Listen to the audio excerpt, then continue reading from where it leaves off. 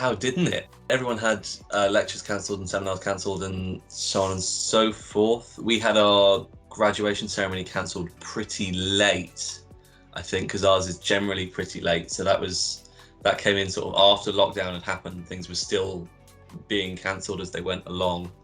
I was the student rep for my department when it all kicked off. So all of a sudden the job, which had previously been fairly cushy, became about delivering information between students and staff and swapping a very important liaison between the two, which was an interesting thing to be doing, because on the one hand I was aware of more than anyone else what was happening, and yet it was dealing with everybody else's problems on top of my own and having to finish my degree was sometimes a little odd.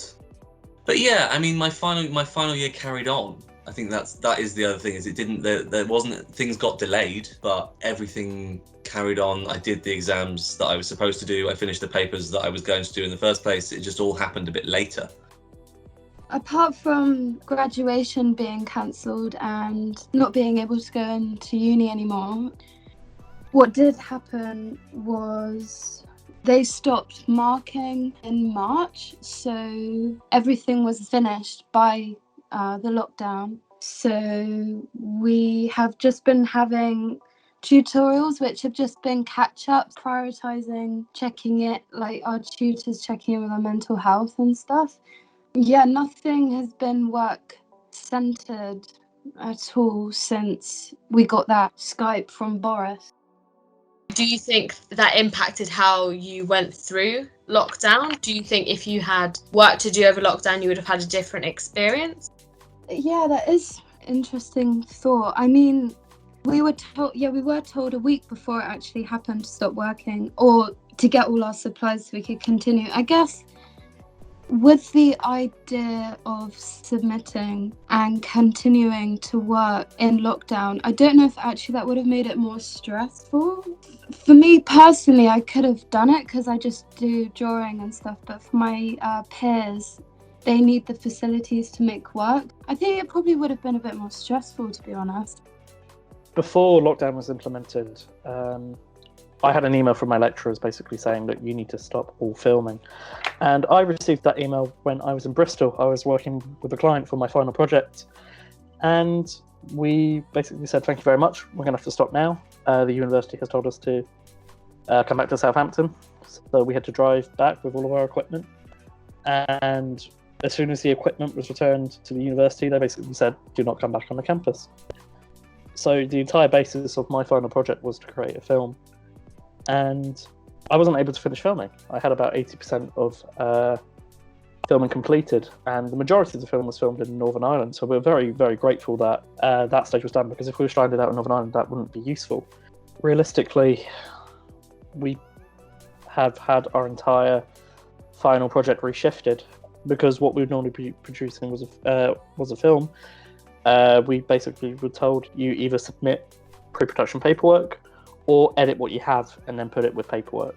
So what has gone from a 30-minute documentary of what is very much your project, you've had to entirely redraft your final assessment to basically a stack of paper. And I can say, with a course of about 40, we've all found it very jarring. We're doing this course because we like to create visual content. We're not strong writers.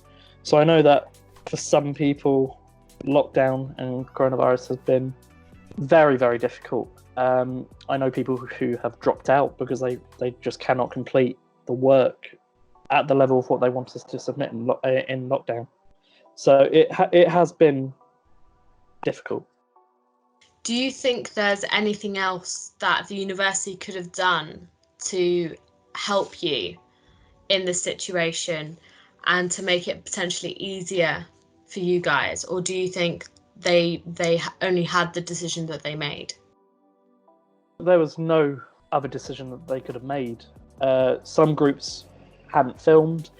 Groups like myself were very close to finish filming, so there was no one final result that they could implement quickly to do. So they're very sympathetic, and the course leaders were very, very useful, but communications were staggered. And compared to Rob's point of where the course rep was speaking with lecturers, we didn't have that. We had to reach out, and because the policies were put in at a university level, so in many cases our teaching teams didn't know any more than we did. So I think they did the best that they could. Since I am not going to do masters or probably any postgraduate study, I feel like my final moments from university were stolen. It's really weird when you just realize there's not gonna be any more 9 a.m.s, no more lectures, no more all-nighters at the library. All these things that you always were like, oh no, not again, 9 a.m. Now you're finally like, oh, I'm never gonna have a 9 a.m. again. I'm never gonna meet my friends on a bus stop and be like, oh, you're late as well. It just feels like these final moments, I didn't know they were final, so maybe I didn't really appreciate them enough. And I don't think, I didn't get a chance to say thank you to all of the teachers that put so much work towards my dissertation, my papers, my just general education. And even though I sent emails, it's not the same as coming face to face being like, thank you for all that you've done for us, because some of the teachers have been amazing, and during the coronavirus even more, they put more and more and more into it, even though I know they just exceeded all of their expectations. So I feel like it should have been more time for us. They should have gave us like maybe a day longer at university, be like, okay, we're gonna lock university, but you have like 2 days to say goodbye to everyone.